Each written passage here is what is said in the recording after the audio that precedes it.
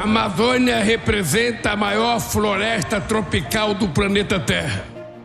Quando tomei posse, dia 1º de janeiro, assumi a responsabilidade que até 2030 teremos desmatamento zero na Amazônia. Em 2025, iremos fazer a COP30 no estado da Amazônia, para que todos vocês tenham a oportunidade de conhecerem de perto o ecossistema da Amazônia e que possam compartilhar com o povo brasileiro da preservação das nossas florestas e responsabilizar os países ricos para financiar os países em desenvolvimento que têm reservas florestais. A Amazônia é um território soberano do Brasil, mas ao mesmo tempo ela pertence a toda a humanidade. E por isso faremos todo e qualquer esforço para manter a floresta em pé. Eu não vim aqui para falar somente da Amazônia. Eu vim aqui para falar que, junto com a questão climática, presidente Macron, nós temos que colocar a questão da desigualdade mundial. A desigualdade salarial, a desigualdade de raça, a desigualdade de gênero, a desigualdade na educação, a desigualdade na saúde. Se nós não discutirmos essa questão da desigualdade, e se a gente não colocar isso com tanta prioridade quanto a questão climática, ou seja, a gente pode ter um clima muito bom e o povo continuar morrendo de fome em vários países do mundo. A ONU precisa voltar a ter representatividade, a ter força política. Vamos ser francos, quem é que cumpriu o protocolo de Kyoto? Quem é que cumpriu as decisões da COP15 em Copenhague? Quem é que cumpriu o Acordo de Paris? Então é preciso ter clareza que, se a gente não mudar as instituições, o mundo vai continuar o mesmo. Quem é rico vai continuar rico e quem é pobre vai continuar pobre. Então, querido companheiro Macron, obrigado por essa reunião. E se preparem, que eu estou com mais vontade de brigar nesses próximos 3 anos que eu vou presidir o Brasil. Obrigado e boa sorte.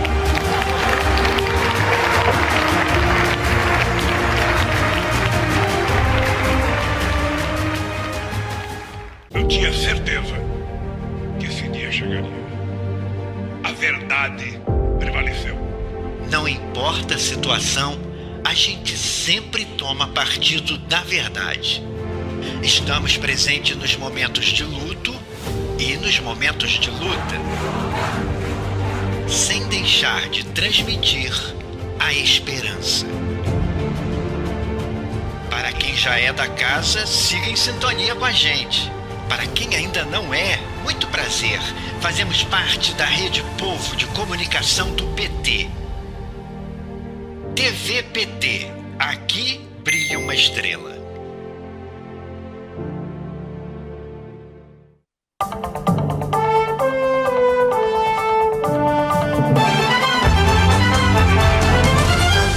Eu sou Amanda Guerra e o jornal PT Brasil vai mostrar os principais avanços nos 6 primeiros meses de governo do presidente Lula. Hoje, na série É o Brasil no Rumo Certo, vamos falar de política externa.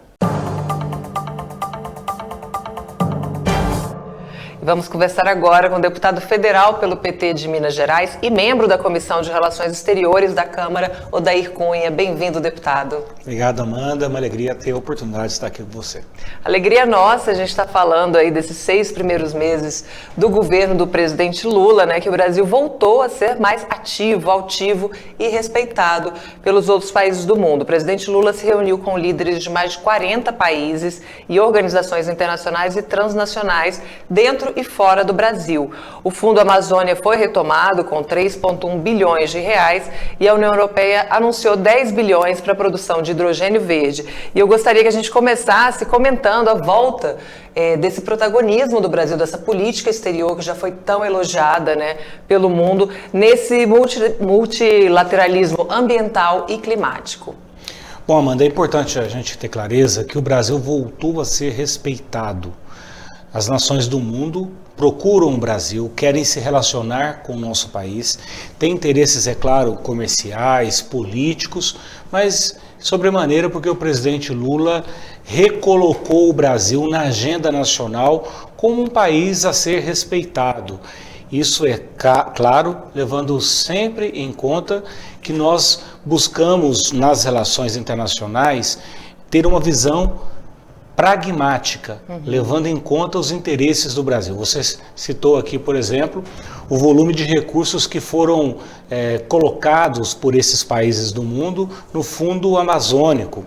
Mas nós poderíamos dizer de outros tipos de interesses econômicos, como acordos comerciais celebrados entre o Brasil e outros países. Ou seja, o Brasil voltou a ser respeitado programaticamente e pragmaticamente.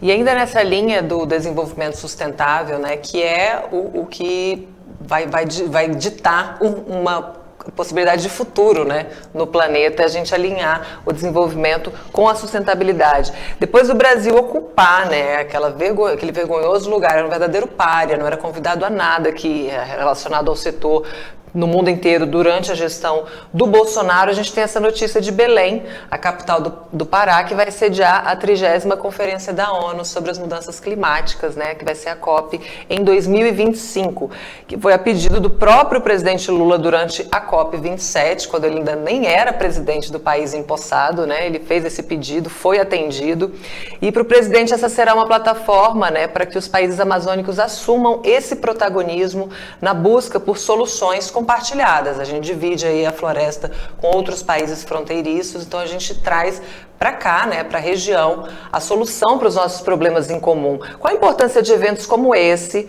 para se fazer conhecer e desenvolver a região amazônica, né, aliadas aí também à conservação ambiental e para posicionar o Brasil na dianteira desse tema que é urgente, tão caro no mundo inteiro? Primeiro é importante a gente ter clareza que o presidente Lula se coloca no mundo para discutir os assuntos climáticos, mas resguarda sempre a soberania nacional. Nós temos clareza de que a Amazônia pertence ao Brasil, é território nacional. E é claro, como você bem assinalou aqui, nós temos outros países que fazem parte também da região amazônica e é preciso pensar uma ação global, setorial, naquele micro território que proteja a floresta.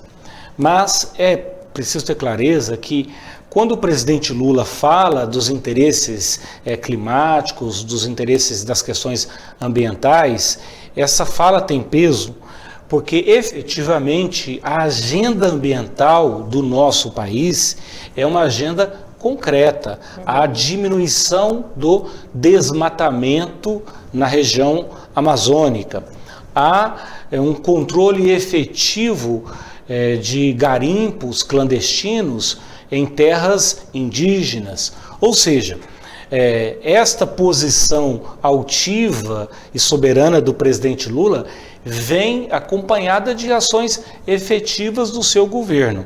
Quando as palavras vêm acompanhadas de exemplo, as pessoas respeitam e é isso que faz com que, por exemplo, a agenda do mundo tenha a oportunidade de se encontrar em Belém do Pará.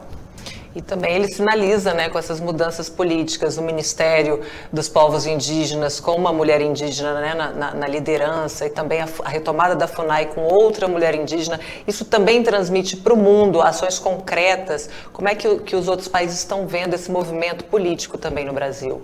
Como eu disse, é uma agenda que vem acompanhada de ações concretas. A palavra, ela comove, mas os exemplos, como diria o ditado popular, arrastam. E o presidente Lula é acompanhado no mundo inteiro, então, porque efetivamente há ações concretas do seu governo que dialogam com a agenda ambiental. E também queria falar um pouquinho, deputado, desses acordos, né, comerciais, bilaterais que foram realizados com outros países já nesses primeiros 6 meses do governo Lula, né? Vou citar aqui a China, por exemplo, um montante de 50 bilhões de reais, Emirados Árabes, 12,5 bilhões de reais, além dessa linha de crédito para a área de saúde, né, com o Japão, essa parceria na ordem de 1 bilhão de reais. Só para a gente ter alguns exemplos aqui. Como é que fica essa questão das viagens do presidente Lula? Que vantagens o Brasil pode ter com essa boa relação que ele tem com os outros países, né? Ele é muito bem relacionado, é sempre muito bem-vindo por onde ele passa. Qual a importância da gente ter um líder dessa natureza? A questão central é que nós buscamos, nesta relação com os outros países, é isso que o presidente Lula faz, vender produtos nacionais, melhorar a indústria nacional, fazer com que o Brasil, não só do ponto de vista da sua imagem, seja uma imagem melhor lá fora, mas efetivamente nós temos condições de ter acordos comerciais que viabilizam investimentos no território nacional, com geração de emprego, de renda, melhorando a vida do brasileiro e da brasileira. Por isso, todas as vezes que o presidente Lula faz uma agenda internacional, ela vem acompanhada de uma série de acordos comerciais que, ao final, trazem melhoria para a vida do povo brasileiro. E o Brasil vai assumir a presidência do Mercosul até dezembro deste ano. A gente tem 6 meses aí com o presidente Lula à frente desse bloco tão importante, né, tão estratégico. O presidente Lula também está à frente das negociações deste acordo de livre comércio entre a União Europeia e o Mercosul. Qual a importância em se trabalhar por essa unidade, essa integração da nossa região aqui na América Latina e Caribe, pensando no desenvolvimento mesmo, a autonomia desses países? A questão central é que juntos somos mais fortes. E o presidente Lula retoma a organização do nosso bloco, do Mercosul, para assim dialogar com a União Europeia. É verdade que a União Europeia acabou colocando um aditivo no nosso contrato, chamado Side Letter. Esse aditivo é um aditivo que não nos interessa, porque impõe e retira do nosso país e dos países aqui do bloco autonomia, soberania, querem tutelar-nos. E o presidente Lula já disse, não, isso nós não aceitamos, esse aditivo nós não aceitamos. Ele tem autoridade para dizer, como presidente da República Federativa do Brasil e agora como presidente do bloco econômico.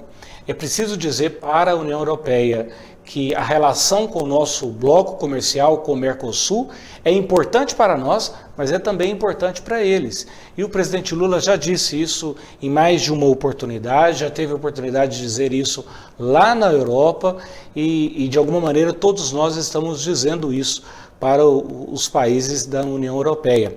Nós queremos sim este acordo, mas um acordo que seja bom para os dois blocos, para as duas regiões, e eu tenho certeza que o presidente Lula, estando agora na presidência do Mercosul, nós teremos condições de avançar de maneira significativa neste acordo comercial, que é bom para o nosso bloco, mas é bom também para a União Europeia. Que seja uma relação, né, de ganha-ganha, que o presidente Lula fala muito. Eu queria sua opinião também, deputado, sobre a colocação do Brasil nessa nova ordem mundial aí que vem se desenhando.